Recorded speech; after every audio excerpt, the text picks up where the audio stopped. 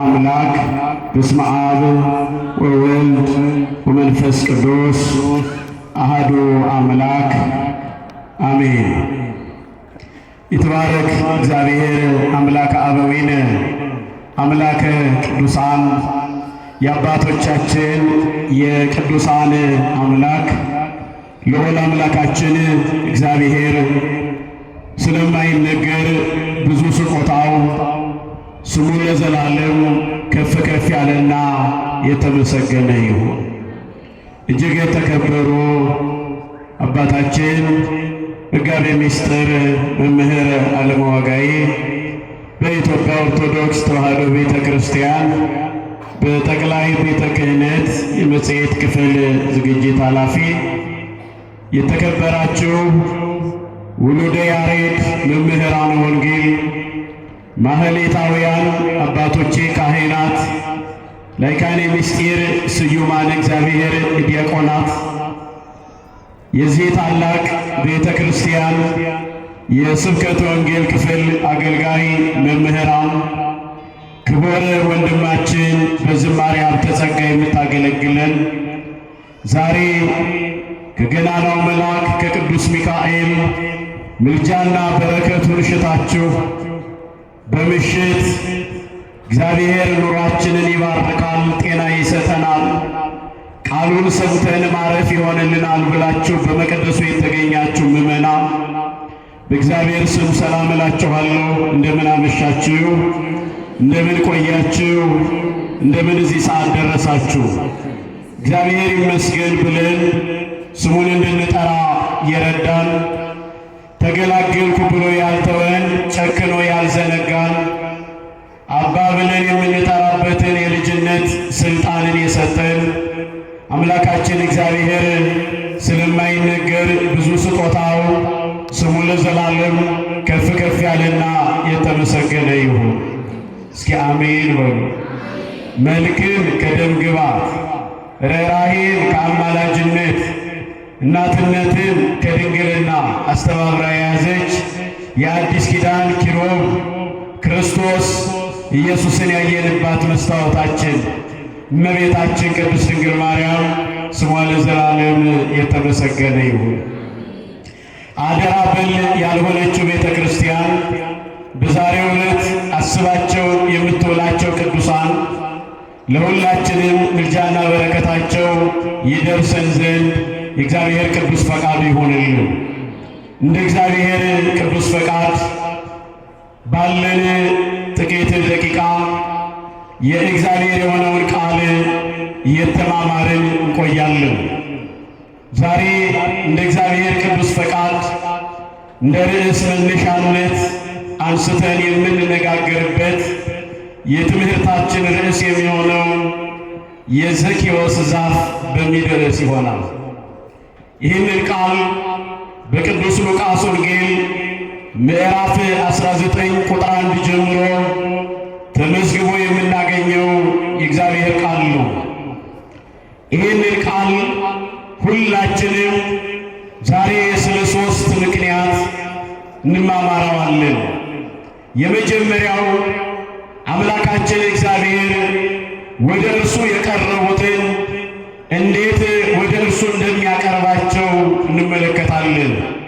ሁለተኛ ደግሞ በቤቱ የተጋበዙትን ኑሮና ሕይወታቸውን እንዴት እንደሚባርክ እናያለን።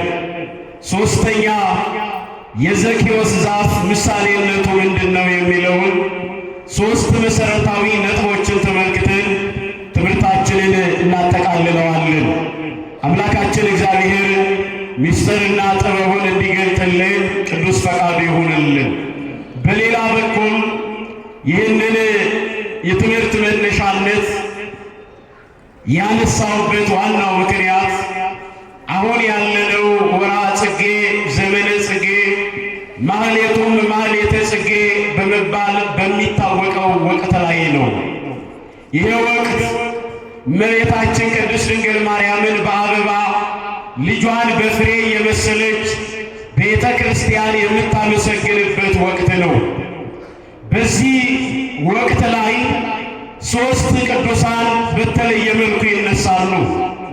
የመጀመሪያው በስድስተኛው መቶ ክፍለ ዘመን የነበረው ቅዱስ ያሬድ እርሱ በተነሳበት ዘመን አምስቱን ጸዋትወ ዜማ በሚገባ ደርሶልናል። በመቀጠልም የእርሱ ሀብተ ጸጋ ካደረባቸው ቅዱሳን መካከል ኢትዮጵያዊው ቄርሎስ በመባል የሚታወቀው አባ ጊዮርጊስ ዘጋስጫ በ14ኛው መቶ ክፍለ ዘመን ተነስቶ መጽሐፈ ሰዓታቱን መጽሐፈ ሚስጥርንና ሌሎች መጻሕፍትንም ደርሶልናል። ከእርሱ ጋር ከአባ ጊዮርጊስ ዘጋስጫ ጋር ቅርብ ግንኙነት ከነበራቸው ቅዱሳን መካከል አንዱ የሆነው በዚያው በ14ኛው መቶ ክፍለ ዘመን ተነስቶ የነበረው አባ ጽጌ ድንግል የተባለው ቅዱስ አባት የእመቤታችን የቅድስት ድንግል ማርያምን ምስጋና በሚገባ አዘጋጅቶልናል። ወገኖቼ ይሄ ምስጋና በአምስት ክፍል የተከፈለ ነው። እንደገና ደግሞ 158 ሐረጋትን የያዘ ነው።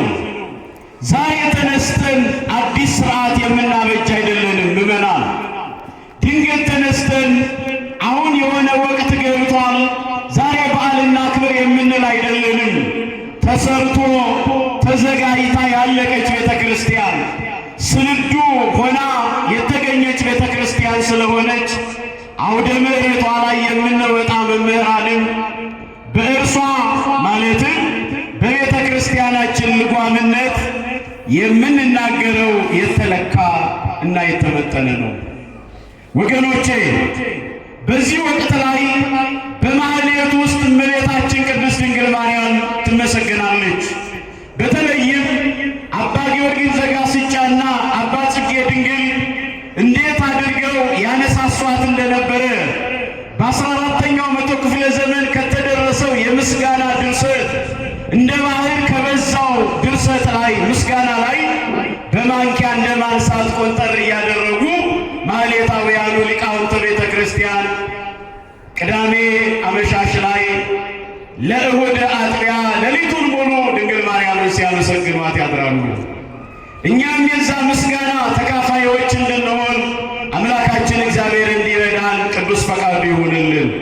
ለዚህ ነው ይሄ ወቅት ወገኖቼ እመቤታችንን ከልጇ ጋራ እናትን ከልጇ ጋራ ስደተኛይቱን ከስደቷ ጋራ አብረን አስተሳስረን የምንማርበት ወቅት ስለሆነ የዘኪዎስ ዛፍ የሚል ርዕስ አንስተን እንማማራለን።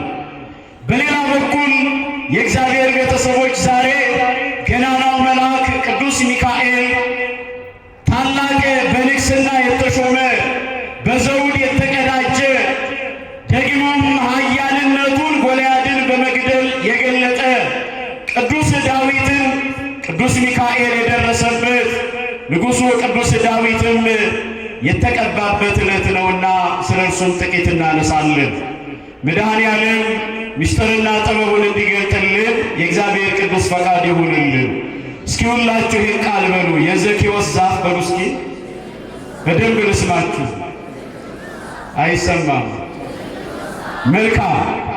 ይህንን ሰው ምዕመናን ዘኪዎስን የምናውቀው በቁመቱ አጭርነትና ደግሞ ዝነኛ ሰው እንደሆነ ነው። መጽሐፍ ቅዱሳችንን ስናጠና በኢያሪኮ መንገድ ላይ ክርስቶስን ከተገናኙ ሰዎች መካከል አንዱ ዘኪዎስ የተባለው ሰው ነው። የእግዚአብሔር ቤተሰቦች ይህ ዘኪዎስ በኢያሪኮ ውስጥ የተገኘ ነው። ኢያሪኮ ላይ ጌታችን መድኃኒታችን ኢየሱስ ክርስቶስ ለምጻም አንጽቷል፣ ጎባጣ አቅንቷል፣ ዓይን ያሌላቸውን ሰዎች ዓይን አበጅቶላቸዋል። የቅዱስ ማርቆስ ወንጌል ምዕራፍ 10 ቁጥር 46 ላይ የሚነግረን ይህንን ነው። በኢያሪኮ ያዘኑትን አጽናንቷል። በኢያሪኮ የወደቁትን አንስቷል። ንጹሐ ባሕርይ መድኃኒታችን ኢየሱስ ክርስቶስ በዚያው በኢያሪኮ ሲያልፍ የሆነውን ቅዱስ ሉቃስ እንዲህ ብሎ ጽፎልናል። ወደ ኢያሪኮም ገብቶ ያልፍ ነበር። እነሆም ዘኪዎስ የሚባል ሰው እርሱም የቀራጮች አለቃ ነበር፣ ባለጠጋም ነበር። ኢየሱስንም የትኛው እንደሆነ ሊያይ ይፈልግ ነበር። ቁመቱም አጭር ነበረና ስለ ሕዝቡ ብዛት አቃተው። በዚያችን መንደር ያልፍ ዘንድ አለውና ያየው ዘንድ ወደፊት ሮጦ ሄዶ በአንድ የሾላ ዛፍ ላይ ወጣ። ኢየሱስም ወደዚያች ስፍራ በደረሰ ጊዜ አሻቅቦ አየና፣ ዘኬዎስ ሆይ ዛሬ በቤት እውል ዘንድ ይገባኛልና ፈጥነህ ውረድ አለው። ፈጥኖም ወረደ፣ በደስታም ተቀበለው። ሁሉም አይተው ከኃጢአተኛ ሰው ጋር ሊውል ገባ ብለው አንጎራጎሩ። ዘኬዎስ ግን ቆሞ ጌታን፣ ጌታ ሆይ ካለኝ ሁሉ እኩሌታውን ለድሆች እሰጣለሁ፣ ማንንም በሐሰት ከስሼ እንደሆንኩ 4 እጥፍ እመልሳለሁ አለው። ኢየሱስም እርሱ ደግሞ የአብርሃም ልጅ ነውና ዛሬ ለዚህ ቤት መዳን ሆኖለታል አለ ይላል። ስለ ቃሉ የአምላካችን የእግዚአብሔር ስም ለዘላለም የተመሰገነ ይሁን። የእግዚአብሔር ቤተሰቦች ዘኬዎስን በጥቂቱ በንባብ አይተነዋል ምን እንደሚመስል። የእግዚአብሔር ቤተሰቦች በአንዲት የሾላ ዛፍ ላይ የወጣ በቁመቱ ምክንያት የእግዚአብሔር ቤተሰቦች ክርስቶስን ለማየት የተቸገረ አንድ ምስኪን ሰውን ነው የምንመለከተው። ወደዚያች ዛፍ ላይ የወጣው ቁመቱ አጭር በመሆኑና በሕዝቡ ብዛት ምክንያት ክርስቶስን ለማየት ስላልቻለ ነው። የእግዚአብሔር ቤተሰቦች መቼም እንኳንስ ሰው በበዛበት ቀርቶ ሰው ባልበዛበትም ስፍራ፣ ግፊያ በበዛበት ትርምስ በበዛበት ስፍራ እንኳን ለአጭር ሰው ቀርቶ ረጅምም ለሆነ ሰው እንኳን ግፊያ ከባድ ትርጉም አለው። ዘኬዎስ ግን ተጨነቀ። ምዕመናን፣ እርሱ ዓላማው ክርስቶስን ማየት ነው። ማንን ማየት? ማንን ማየት? ወገኖቼ ለመታየት ፈልጎ አይደለም ዛፍ ላይ የወጣው። አስተውሉ። ክርስቶስን ለማየት ነው ዛፍ ላይ የወጣው። መታየት ፈልጎ አይደለም። በዚያን ዘመን 2 አካላት ነበሩ። የመጀመሪያዎቹ ፈሪሳውያን ይባላሉ። ማን አልኳችሁ? ፈሪሳውያን ይባላሉ። ሁለተኛዎቹ ደግሞ ሰዱቃውያን ናቸው። ሁለቱም የየራሳቸው ወግና ልማድ ያላቸው ናቸው። ምዕመናን፣ ፈሪሳውያን በኦሪት ሕግ ባለችው በተሰራችልን ደግሞም ከእርሱ በኋላ በሰማናቸው ሕግጋት እንዳኛለን እንጂ አሁን በመጣው አንዳኝም ብለው የሚያስቡ ናቸው። ሁለተኛይቱ ሰዱቃውያን ናቸው። እነዚህ ደግሞ ትንሣኤ ሙታን የለም፣ ስለዚህ የሰው ልጅ ከሞተ በኋላ ዳግም መነሳት አይችልም የሚሉ ናቸው። ምዕመናን፣ ሁሎቹም ክርስቶስን ይከተሉታል። ግፊያ በበዛበት፣ ትርምስ በበዛበት፣ ወዲያ ወዲህ መሯሯጥ በበዛበት አንዳንዱ ከሚያበረክተው ሊበላ ፈልጎ ክርስቶስን ይከተለዋል። አንዳንዱ ከሚያጠጣው ሊጠጣ ፈልጎ ክርስቶስን ይከተለዋል። አንዳንዱ ከበሽታው እንዲፈወስ ክርስቶስን ይከተለዋል። አንዳንዱ በቤት ውስጥ ስለቸገረው ነገር ከክርስቶስ ጋር ለመነጋገር ይከተለዋል። ሌሎቹ ነገር ለማውጣት ቃል ለመሰንጠቅ ይከተሉት ነበር። የእግዚአብሔር ቤተሰቦች ከነዚህ መካከል በሕዝብ ብዛት የተነሳ ግፊያ ስለነበረ፣ ትርምስ ስለነበረ አንዱ አንዱን ለመስማትም ለማዳመጥም አይፈልጉም ነበር ይላል ወገኖቼ። ስለዚህ ዘኬዎስ ያደረገው ሮጦ ሄዶ ወደፊት ቀድሞ የሾላ ዛፍ ላይ መውጣት ነው። ምዕመናን፣ የምን ዛፍ አልኳችሁ? የሾላ ዛፍ ላይ ወጥቶ ጠበቀው ይላል። የእግዚአብሔር ቤተሰቦች ዘኬዎስ ምን አይነት ሰው ነበር የሚለውን በጥቂቱ እናንሳ። ዘኬዎስ በሙያው ከአመንዝሮችና ከወንጀለኞች ጋር የተቆጠረ ቀራጭ የሆነ ሰው ነው። በሰው ፊት ደፍሮ ጌታን ማየት እፈልጋለሁ ማን ነው ኢየሱስ ብሎ መጠየቅ አይችልም። ኃጢአተኛ፣ በደለኛ፣ ስም የወጣለት፣ ጽዋ ተርታው ድል ፈንታው ከቀራጩ ጋር የተመደበለት ሰው ነው። ስለዚህ ደፍሮ ክርስቶስን ማየት እፈልጋለሁ ማለት አይችልም። ወገኖቼ፣ ለምንድን ነው ያሸማቀቀው ብንል አንደኛው ኃጢአተኛ ነው። እስቲ ኃጢአተኛ በሉ። ሁለተኛ የእግዚአብሔር ቤተሰቦች አመንዝሮች ጋር አብሮ የሚውል ደግሞ በግብር የሚገናኝ ሰው ስለነበረ ይህ ሁሉ አስሮ ይዞታል። ሶስተኛው ግን አጭር ነበረ ይላል። አጭርነቱ የቁመት ብቻ እንዳይመስላችሁ ወገኖቼ፣ በእምነቱም አጭር ነበረ ይላል። በምኑ? የቁመት አጭርነት ብቻ አይደለም የነበረበት ዘኬዎስ። በቁመቱ ብቻ ቢሆን ኖሮ የዛፉ ብቻ ይበቃዋል፣ በዛፉ አግኝቶታል። ነገር ግን ዘኬዎስ የእምነትም ችግር ስለነበረበት በእምነቱ አጭር ነበርና የእግዚአብሔር ቤተሰቦች ጥርጥር በቤቱ ቤት የሰራበት ሰው ስለነበረ እስቲ ኢየሱስ የሚሉትን ልመልከት ብሎ ዛፍ ላይ ወጣ። የእግዚአብሔር ቤተሰቦች ዘኬዎስ ወደ ዛፍ ላይ የወጣው ጌታን ለማየት እንጂ ለመታየት አልነበረም። ወገኖቼ እባካችሁ መጀመሪያ እርሱ ይመልከተን እንጂ ሁሉ ያየናል። ሰው ካላየኝ ብላችሁ የምትጋጋጡ እነከሌ ካላደነቁኝ በስተቀር ብላችሁ ስም አልወጣልኝም፣ አልተመሰገንኩም፣ ምስክር ወረቀት አልተሰጠኝም፣ በዚህ ቦታ ላይ እነከሌ ስማቸው ሲነሳ የኔን ስም እንኳን ሊያነሱ አልፈለጉም የምትሉ መድኃኔዓለም መጀመሪያ ይመልከታችሁ እባካችሁ። ወገኖቼ ከእርሱ ጋር መነጋገር ያስፈልጋል። መታየት ፈልገን የምንወጣ ከሆነ አንታይም። ክርስቶስን ማየት ፈልጎ ነው የወጣው። ማየት ፈልጎ ግን ታየ። የእግዚአብሔር ቤተሰቦች ዘኬዎስ ክርስቶስን ማየት ፈልጎ ነው የወጣው። ነገር ግን በአምላኩ በመድኃኒታችን በኢየሱስ ክርስቶስ ታየ። ትልቁ ነገር እሱ ነው። በአውደ ምሕረቱ ላይ ቆመን ስታዩን ምዕመናን በምግባር የቀጠለሸን ብዙ ጉድለት ያሉብን ግን እግዚአብሔር ሞገስ ሆኖን እንዳቆመን እንዳዘነጉት በደላችንን ሸፍኖ ኃጢአታችንን ሸፍኖ እንጂ ከእናንተ የእግዚአብሔር ቤተሰቦች ያልተሻለ ማንነት አለ። ግን እግዚአብሔር እኛንም ቆመን እናንተንም ቁጭ ብላችሁ ያስተምራል። የቃሉ ባለቤት ማን ነው? እግዚአብሔር ነው ወገኖቼ። ካህኑ ተሳስቶ ዝንጋይ አጋጥሞት ስለት ገጥሞት ሲወድቅ ጥርሳችሁን ለመሳቅ እንዳትከፍቱ።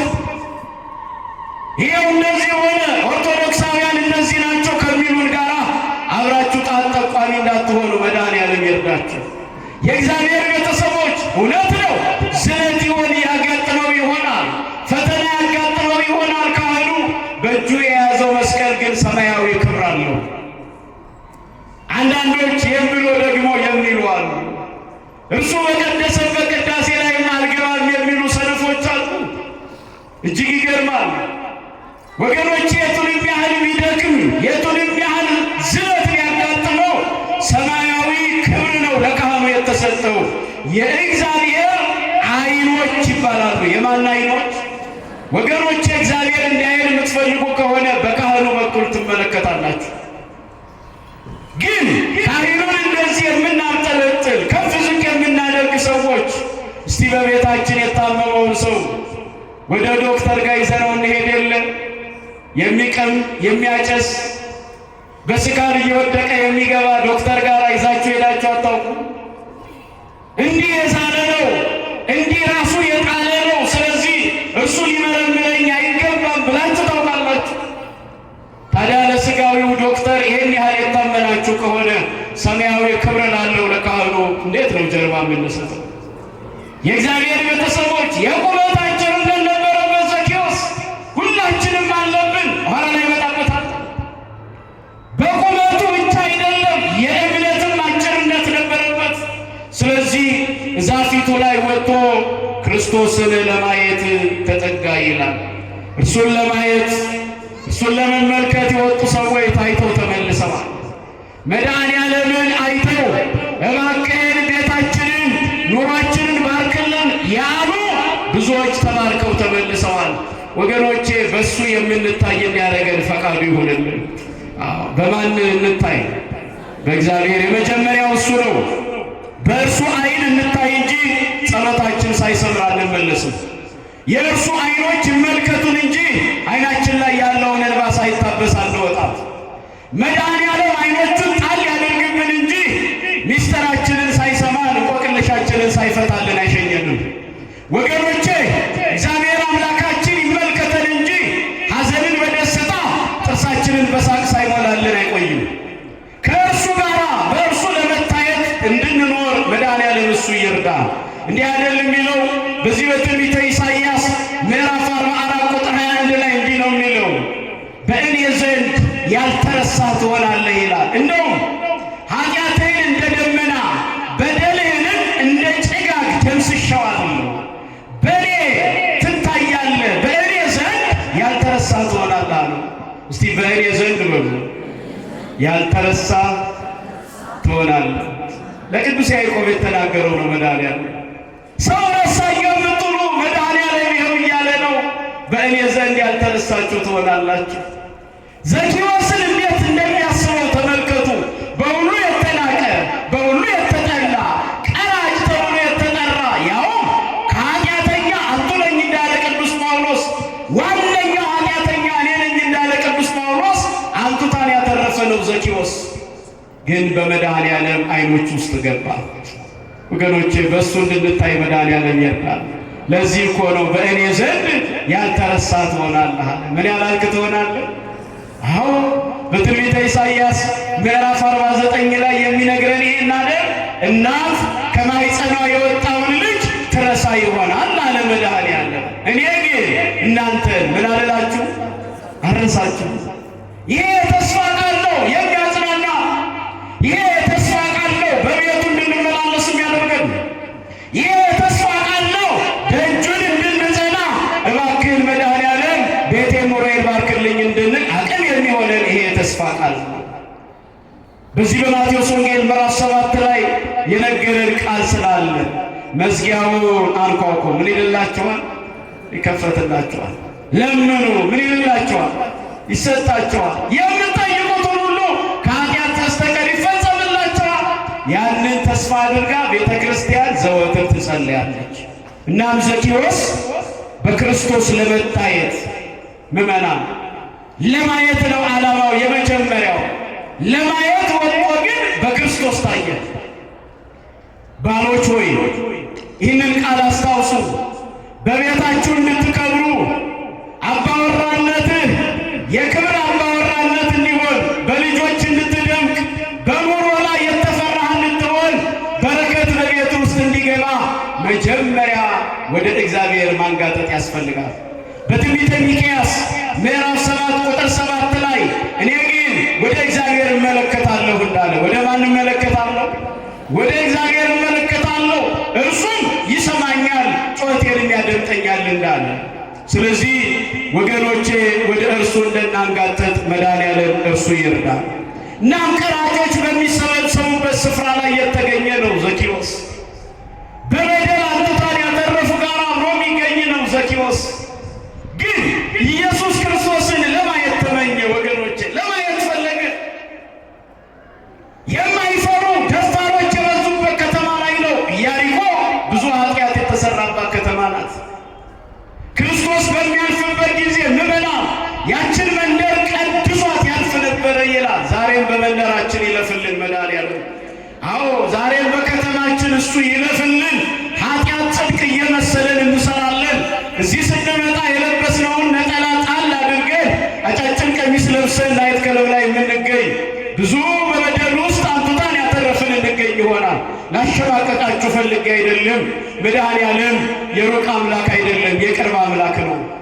ዛሬ ከመጣሽ አይቀር፣ በዚህ ነጠላ ከደመቅሽ አይቀር፣ ሽፍንፍን ካልሽ አይቀር የሚያምርብሽ ይሄ ነው እህቴ። በዚህ ነው የሚያምርብሽ። ኦርቶዶክሳዊነት ትርጉሙ ይሄ ነው እህት ዓለም። ወንድሜ ራስህን ጥለህ ብጫቂ ልብስ ከለበሱት ጋራ ማህሌት ላይ ነጠላ ለብሰህ መገኘት ሲገባክ ከዘፋኞቹ ጋራ ዳንኪራ ከሚመጡት ጋራ በመለኪያው ውስጥ ስትደበቅ ያሳለፍከው ጊዜ ተወው። ወደ እግዚአብሔር ቀርበን ከእርሱ ጋር እንድንኖር አምላካችን እግዚአብሔር እርሱ ይርዳል። ብዙዎቻችን የራሳችን ዛፍ አዘጋጅተናል፣ የምንጠለጠልበት ዛፍ። አንዳንዱ የዘረኝነት ዛፍ ላይ ይንጠለጠላል። አንዳንዱ የጎጠኝነት ዛፍ ላይ ተንጠልጥሏል። አንዳንዱ የአድርባይነት ዛፍ ላይ ተንጠልጥሏል። ብዙዎቻችን የራሳችን ዛፍ አዘጋጅተናል። ግን በእግዚአብሔር የምንታይበት ዛፍ ነው እውነት የወጣንበት ዛፍ። የባለጸግነት ዛፍ ላይ ይወጣና ከዚህ በኋላ ችግር የለብኝም የሚል ምስኪን ሰው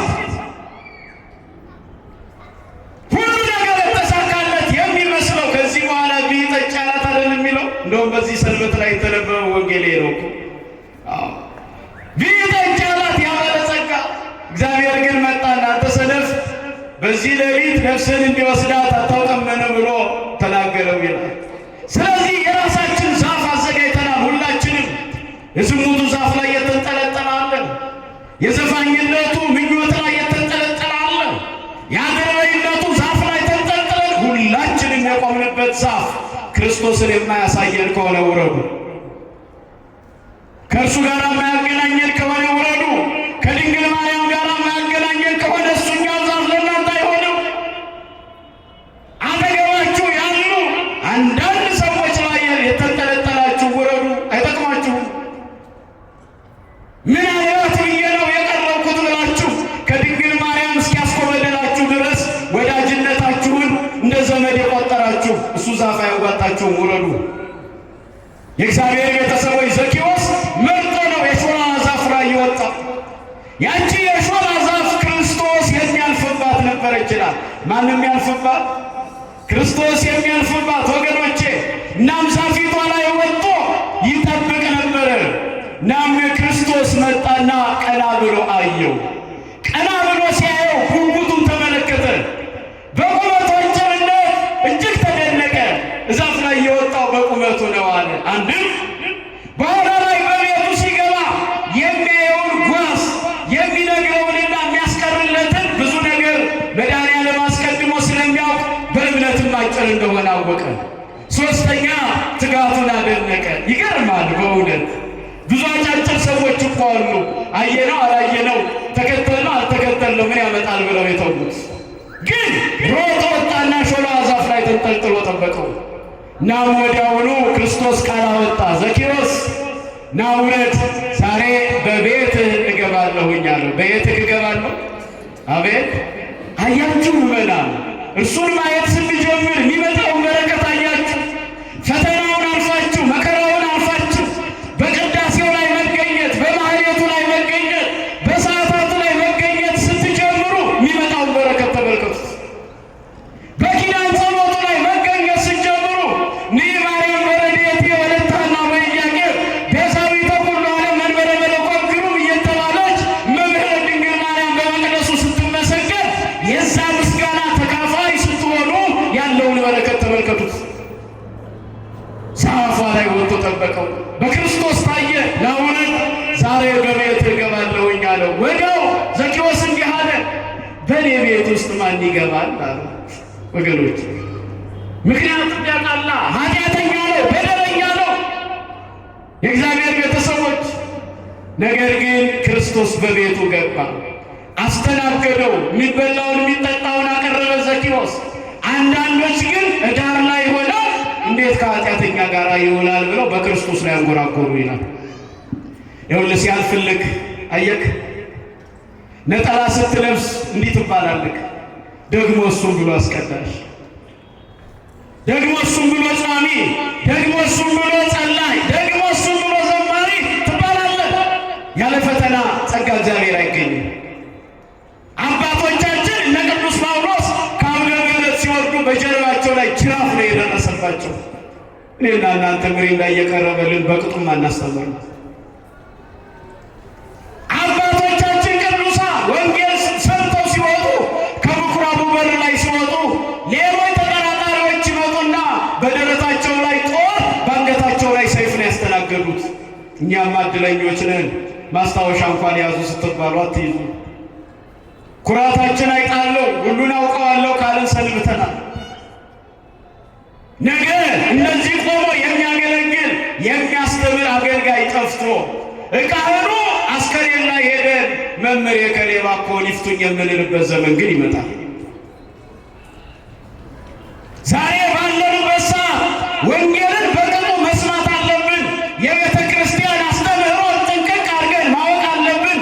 በአንዱ ጆሯችን ሰምተን በሌላው ጆሯችን የምናፈስ እንዳንሆን መድኃኒዓለም እሱ ይርዳል።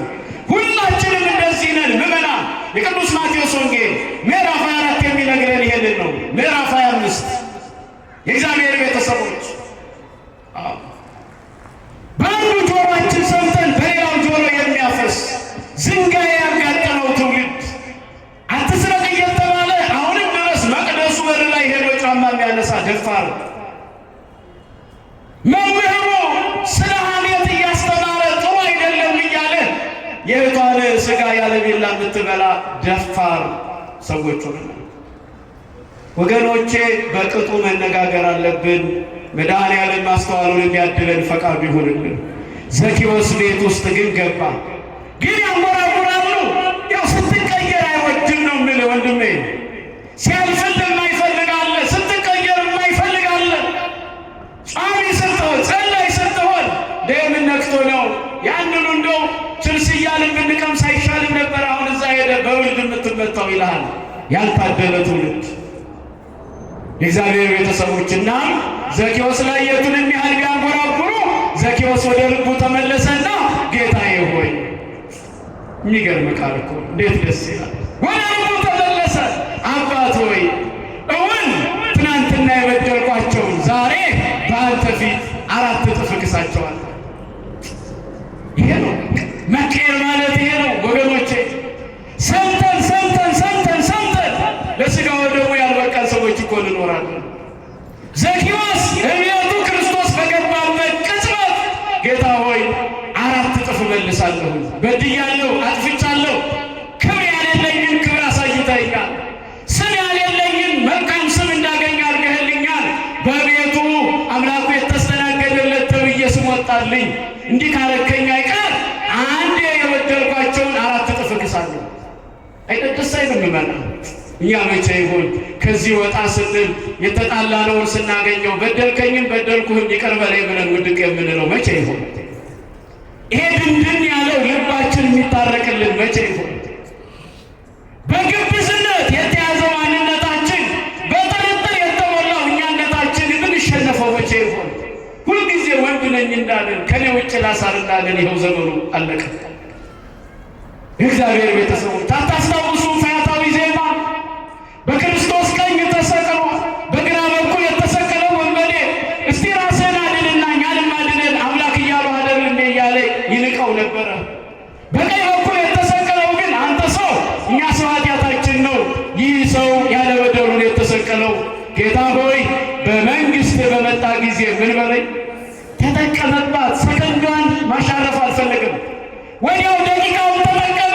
ያንተን እንዲያመጣው አልፈለግም። ጌታ ሆይ እባክህን ቀኑ የኔ ይሁናል።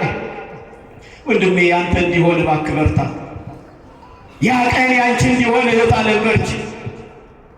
ጌታ ሆይ በመንግሥት በመጣ ጊዜ አስበኝ። የእሱ የራሱ ጉዳይ ነው። የኔን ነፍስ ግን ከጨለማ ውስጥ አውጣት፣ ከአዘቅት ውስጥ አውጣት፣ ከመከራ አድነኝ የኔ አባት።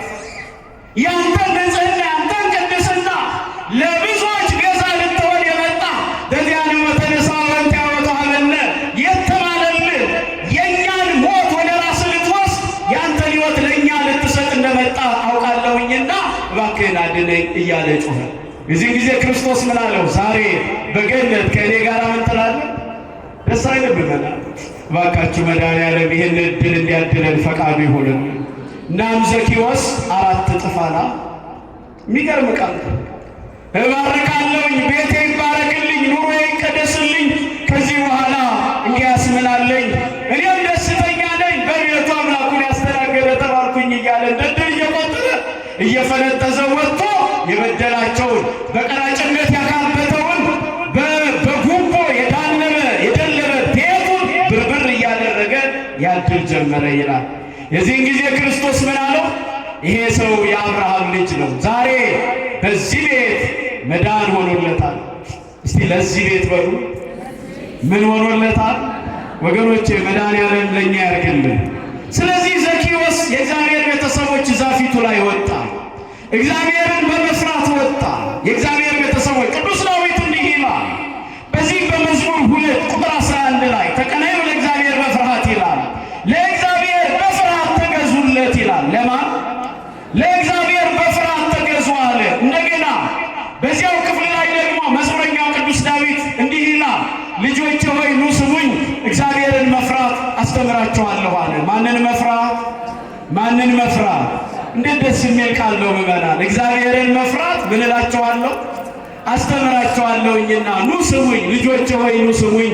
እግዚአብሔር መፍራት እንዴት እንደሚያስባርክ ልንገራችሁ አለ። ቅዱስ እንደነገርኳችሁ ቅዱስ ዳዊት ዛሬ የተባረከበት ዕለት ነው ምዕመናን።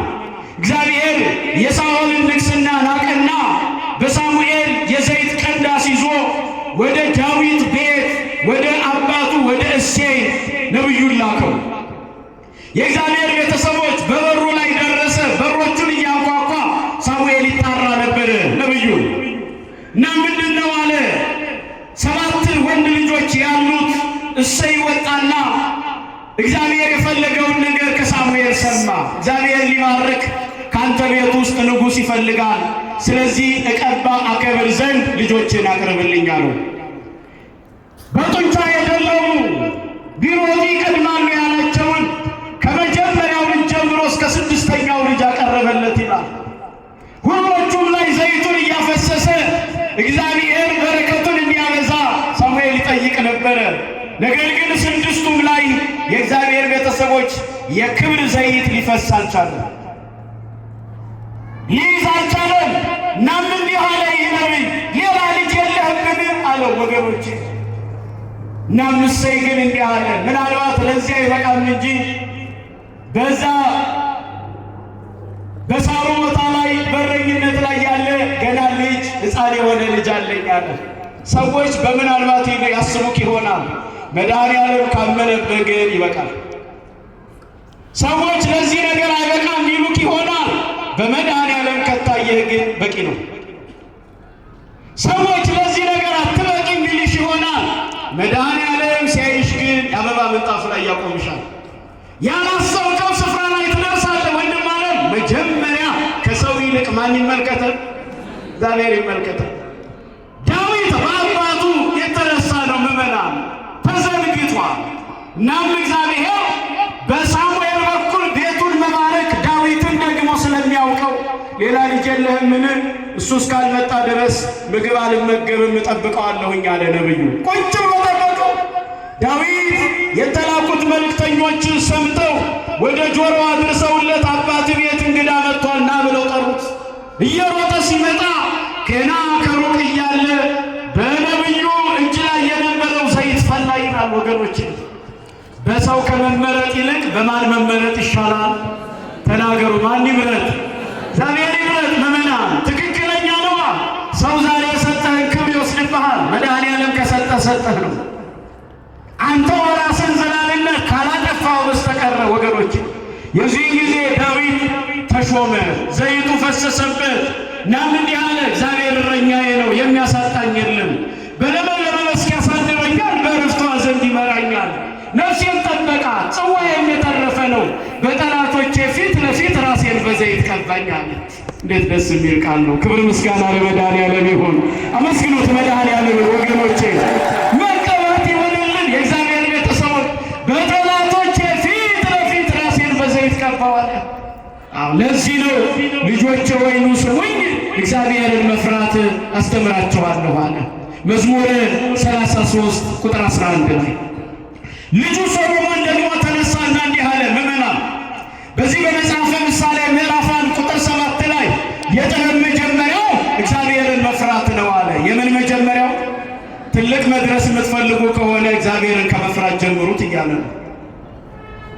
ብዙዎች የእግዚአብሔር ቤተሰቦች ያጡትን ክብር ማግኘት ያልቻሉት እግዚአብሔርን ከመናቅ ነው። የጥበብ መጀመሪያው እግዚአብሔርን ከመፍራት ይጀምራል አለ ሶሎሞን። ምን ያህል የታደለ ቤተሰብ ነው! ወደ ዘኬዎስ ዛፍ ልውሰዳችሁ ወገኖቼ። የዘኬዎስ ዛፍ ምሳሌነቱ 3 ነው። የመጀመሪያው የእግዚአብሔር ቤተሰቦች ዘኬዎስ በዛፊቷ ላይ ሲወጣ ክርስቶስን ተመልክቷል። ይሄ ምሳሌነቱ የእመቤታችን ነው። ምዕመናን አንደኛ የዘኬዎስ ዛፍ ምሳሌነት እመቤታችን ናት። መጽሐፍ ቅዱሳችንን ስናጠና የእግዚአብሔር ቤተሰቦች ዘኬዎስ በዛፍ ላይ ሲወጣ ክርስቶስን አይቷል። እኔና እናንተ እመቤታችን ቅድስት ድንግል ማርያምን ስናይ በእርሷ ላይም ስንሆን ልጇን ክርስቶስን እናየዋለን። መጽሐፍ እንደዚህ እንደሚል በዚህ በመጽሐፈ ምሳሌ ምዕራፍ 31 ቁጥር 29 ላይ እንዲህ ይላል፣ መልካም ያደረጉ ብዙ ሴቶች አሉ፣ አንቺ ግን ከሁሉ ትበልጫለሽ አለ። አንቺ ግን ከሁሉ ምን ትያለሽ? ተናገሩ ምዕመናን። ከሁሉ ትበልጫለሽ። የእግዚአብሔር ቤተሰቦች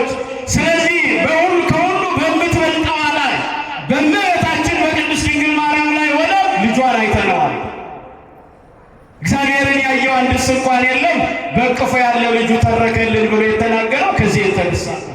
ስለዚህ እመቤታችን ቅድስት ድንግል ማርያም የእግዚአብሔር ቤተሰቦች እኛነታችን ስለሆነች ንጽሕናን ገንዘብ ያደረገች ቅድስናን ገንዘብ ያደረገች እመምህረት ወላዲተ አምላክ ድንግል ማርያም የእግዚአብሔር ቤተሰቦች እናታችን በእርሷ ላይ ሆነን ልጇን ክርስቶስን አይተነዋል። ክብር ምስጋና ለስሙ ይሁን። እርሷን የሰጠን መድኃኔዓለም ስሙ ለዘላለም የተመሰገነ ይሁን። አንዳንዶች የወጡበት ዛፍ ትክክል አይደለም የምንለው ለዚህ ነው። የተፈናጠጡበት ክርስቶስን ለማየት የወጡበት ዛፍ ትክክል አይደለም የምንለው ከዚህ የተነሳ ነው።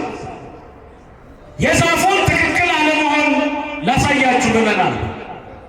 በቤተ ክርስቲያናችን አስተምህሮ እመቤታችን ቅድስት ድንግል ማርያም ከለጦስጥራስ ተቀራንዮ በግፍ የተጎተተ በጥፊ የተመታ 6666 ጅራፍ ያስተናገደው ክርስቶስ መስቀል ላይ ሲሰቀል የእግዚአብሔር ቤተሰቦች ድንግል ማርያም አንደበቷ በደም ተሳስሮ ዓይኗ በእንባ ጨቅይቶ ተወደው ከነበረው ከልጇ ከቅዱስ ዮሐንስ ጋር መስቀሉ ግርጌ ላይ ነበረች።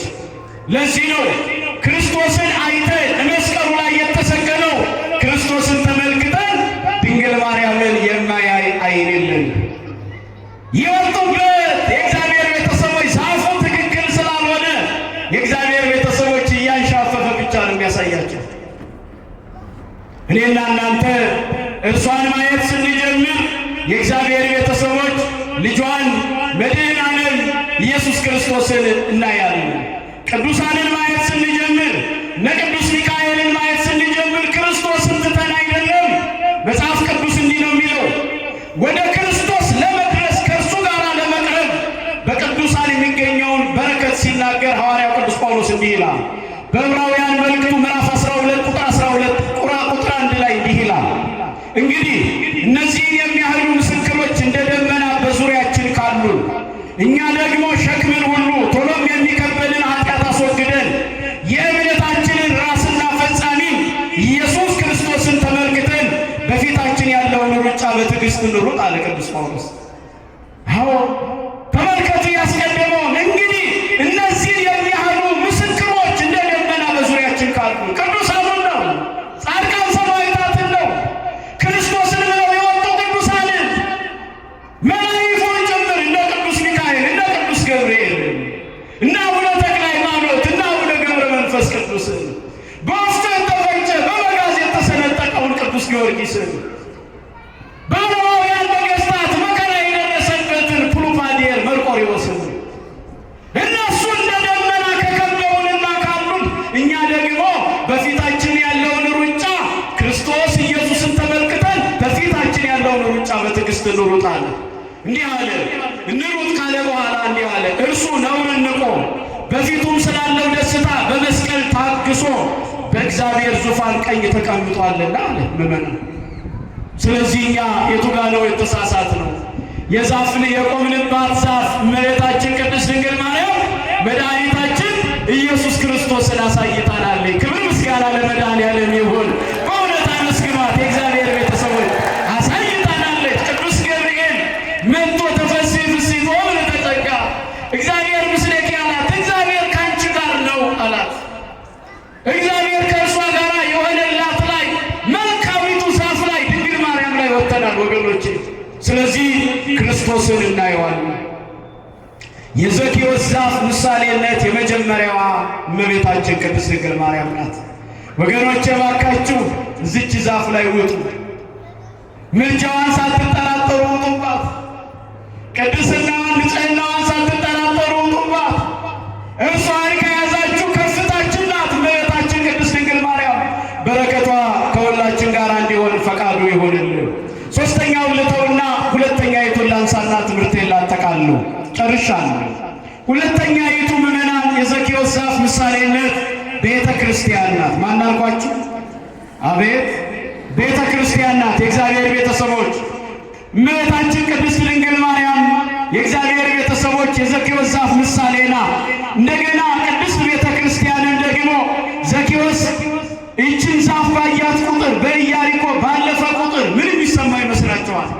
ሲያልፍም ሲያገድም ክርስቶስ ክርስቶስን ያየሁብሽ የሚላት አይመስላችሁ? አምላኬን ያገኘሁብሽ የሚላት አይመስላችሁ? እኛም ቤተ ክርስቲያንን ስንወጣ ስንገባ ሰላም ለኪ ቅድስት ቤተ ክርስቲያን አምሳለ ኢየሩሳሌም ሰማያዊት እንላታለን።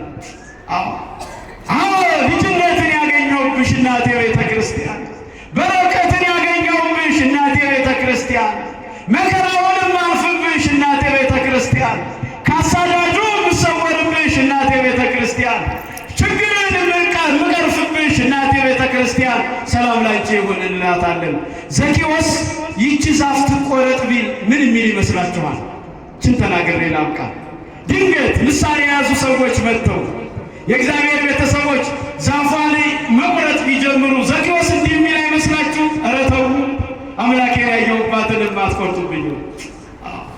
እኛም ቤተ ክርስቲያን ስትነካ አይሆንም የምንለው ከዚህ የተነሳ ድንግል ማርያም ስትነካ ረለምን ክርስቶስን ያየንባት መስታወታችን መግባቢያ ቋንቋ ለጠፋበት ዓለም ያግባባችን ቋንቋችን ድንግል ማርያም ናት እንላለን። አላብዛባችሁ። የእግዚአብሔር ቸርነት የእናት ዓለም የድንግል ማርያም ምልጃና በረከት ከሁላችን ጋር ይሁን። ገብተው ነበረ ወጡ፣ ተቀድሰው ነበረ ረከሱ፣ አግኝተው ነበረ አጡ፣ ጸድቀው ነበረ ተኮነኑ ከመባል መድኃኔዓለም ይሰውረን። የሰው መጨረሻው ሲያምር ነውና የሁላችንን መጨረሻ መድኃኔዓለም ያሳምርልን።